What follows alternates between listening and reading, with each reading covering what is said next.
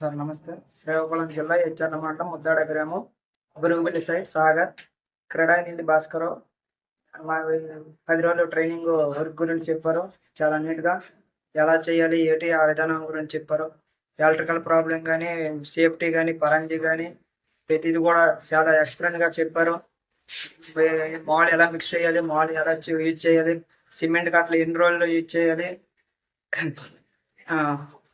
ఇసుక ఏ క్వాలిటీ వాడితే బాగుంటుంది, మిక్సింగ్ కానీ ఏది కానీ ఏ క్వాలిటీగా చేస్తే బాగుంటుంది, సేఫ్టీ విధంగా పరంజీ ఎలా వేస్తే బాగుంటుంది, కరెంట్ కూడా ఎలా పెగ్ కానీ ఏది కానీ బిగించుకొని చాలా జాగ్రత్తగా యూజ్ చేయాలి.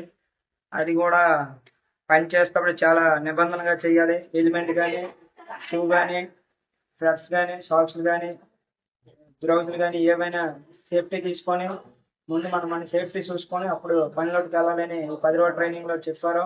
అది కూడా మేము చాలా జాగ్రత్తగా చేస్తున్నాం.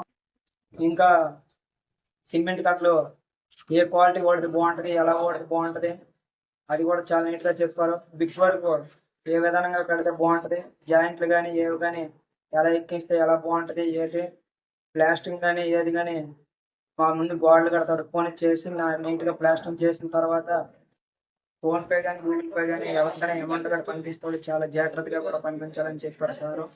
అలాగే మెటీరియల్ కూడా మనం పని చేసేటప్పుడు ఏవి కూడా వేస్ట్ అవ్వకుండా చాలా జాగ్రత్తగా ఎలా ఓడితే ఎలా వేస్ట్ అవ్వకుండా ఉంటుంది, అది ఎంతకి మందం పడుతుందో అది యూజ్ చేసుకొని చూసుకొని మామూలుగా మిక్స్ చేసుకొని ఆ మెటీరియల్ కూడా వేస్ట్ అవ్వకుండా చూసుకోవాలి.